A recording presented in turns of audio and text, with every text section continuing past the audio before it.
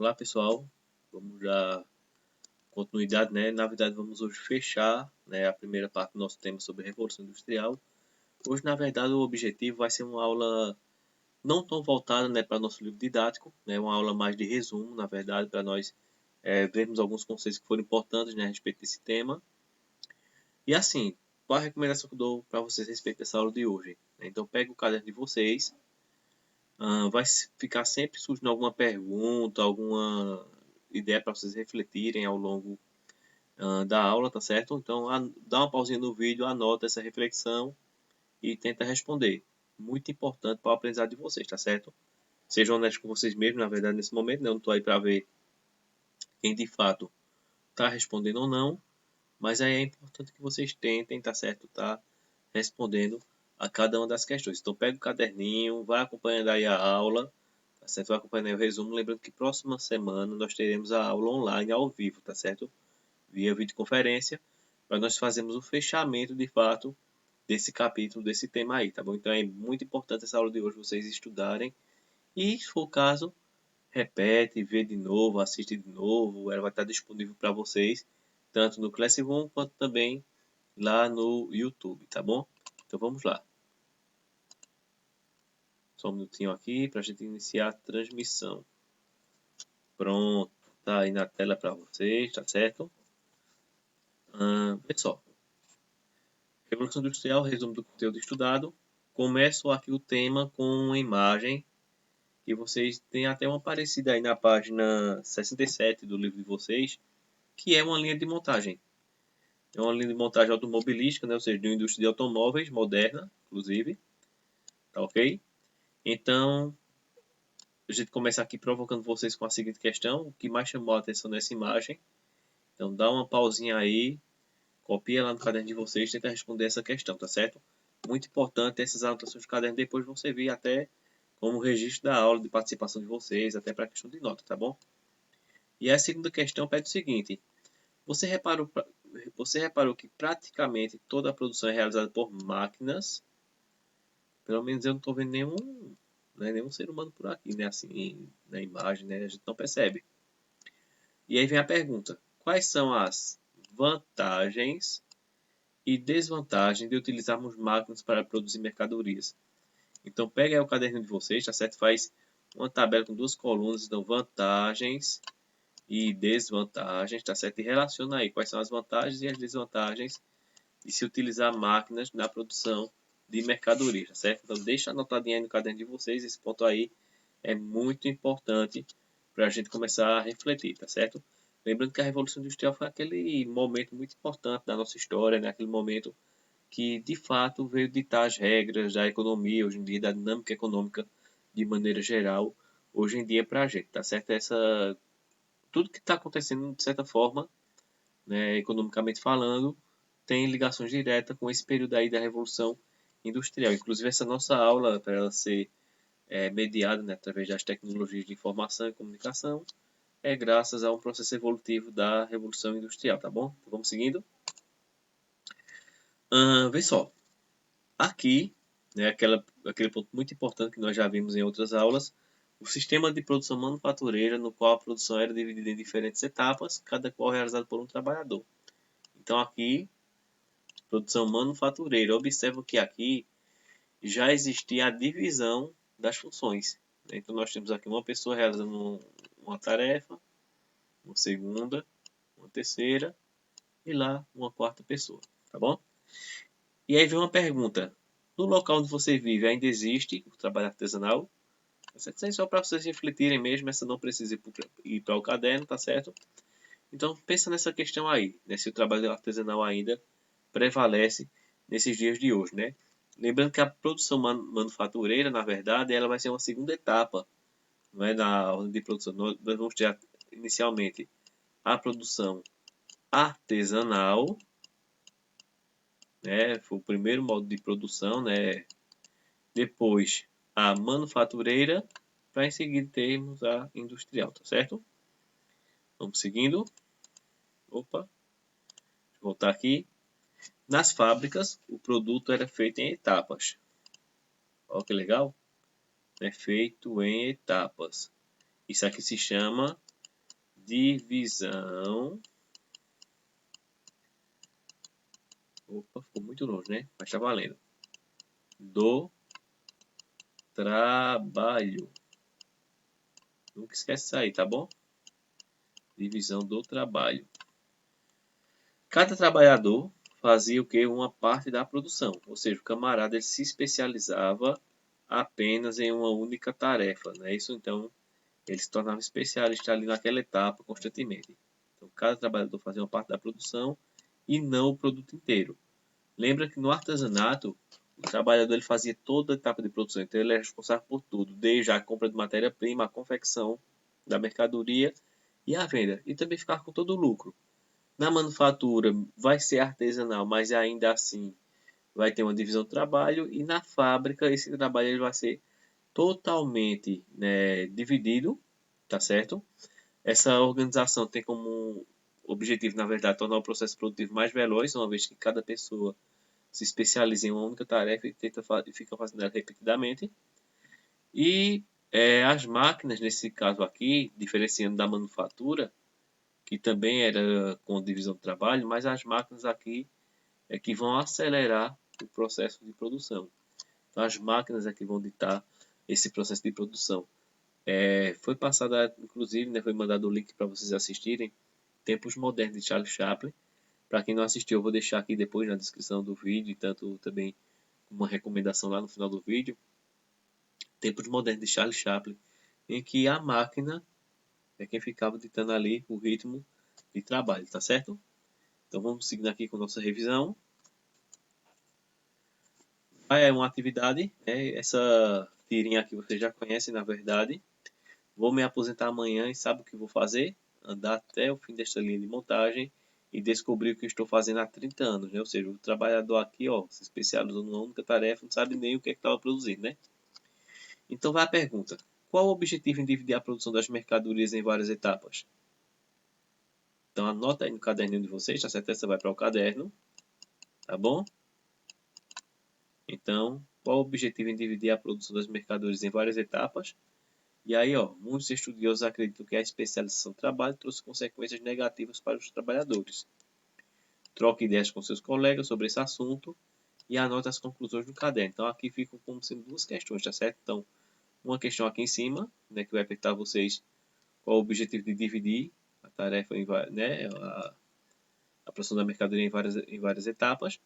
E a segunda, né, quais foram as consequências para o trabalhador dessa divisão de tarefas, né? Ou seja, dessa especialização em cada tarefa, né? Então, vai montar um carro, o cara só sabe apertar o parafuso da porta do lado do passageiro, o outro só sabe apertar da porta do lado do motorista, o outro só sabe encaixar os pneus. Então, assim, essa especialização, quais foram as consequências negativas que se acredita que trouxe para o trabalhador?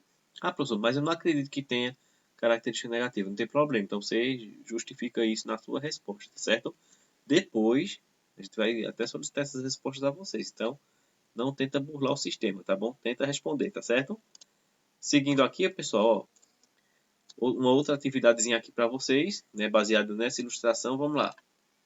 O interior das fábricas, no início da Revolução Industrial, era um ambiente o que, ó, insalubre, ou seja, um ambiente sujo, né, um ambiente sem qualquer norma de higiene e perigoso.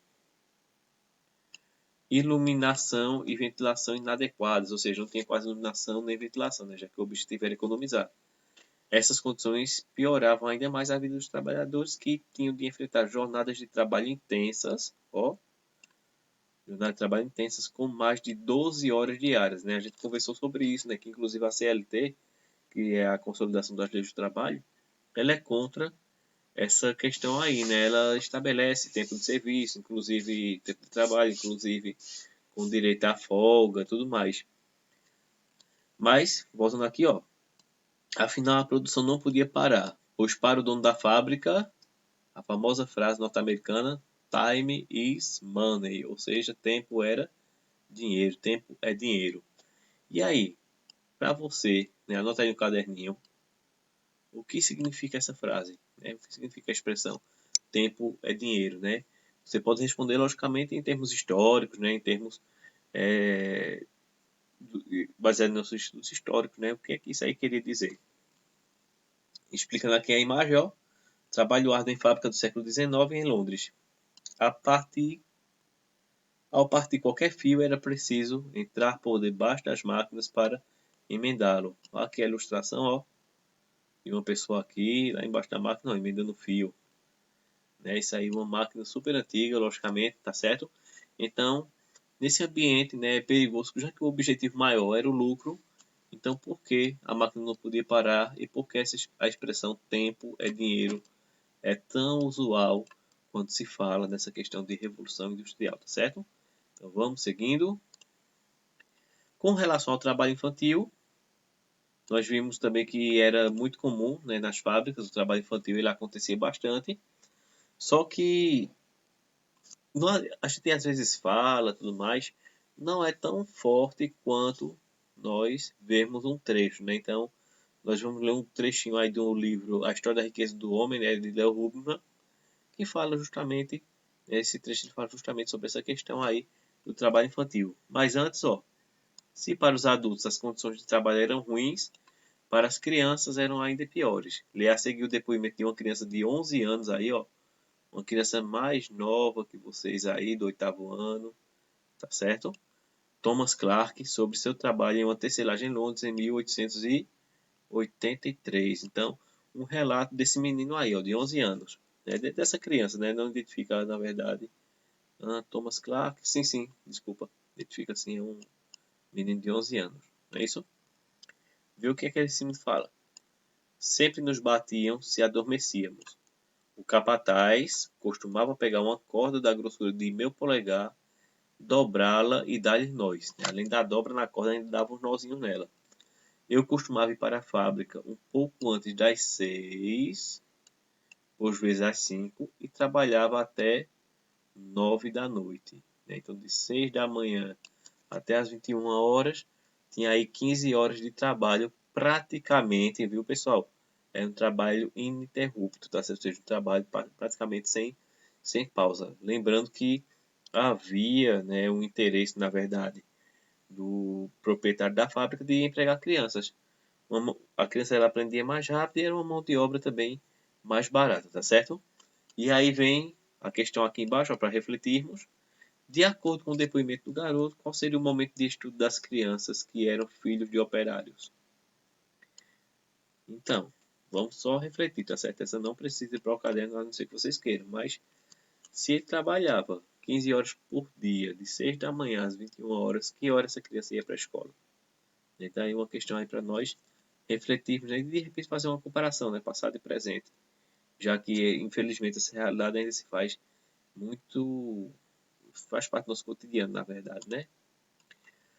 Pessoal, nessa parte aqui, né, Operários à Luta, nós vamos falar, né, a gente vai relembrar, na verdade, aquela questão, né, dos trabalhadores que não se contentaram lá com as condições de trabalho. E aí, dois movimentos, né, existiram outros, mas dois movimentos vão se destacar. O primeiro deles, né, que é o ludismo, foi liderado aí por Ned Ludd. Esse movimento aí, pessoal, como eu falei para vocês, é aquele movimento que ficou conhecido como os quebradores de máquina. Inclusive, ó, nossa ilustração aqui traz exatamente isso, né? O movimento dos quebradores de máquina, tá certo? Nesse movimento, os trabalhadores entravam nas fábricas e quebravam as máquinas, né? Porque acreditavam que elas eram que as culpadas pela exploração que sofriam. Já no outro movimento, o cartismo, opa, deixa eu apagar isso aqui. Já com relação ao cartismo, ele foi um movimento mais pacífico, vamos assim dizer, né? Então foi a carta ao povo, né? Ou carta do povo, como aí vai depender da literatura que nós estivermos lendo.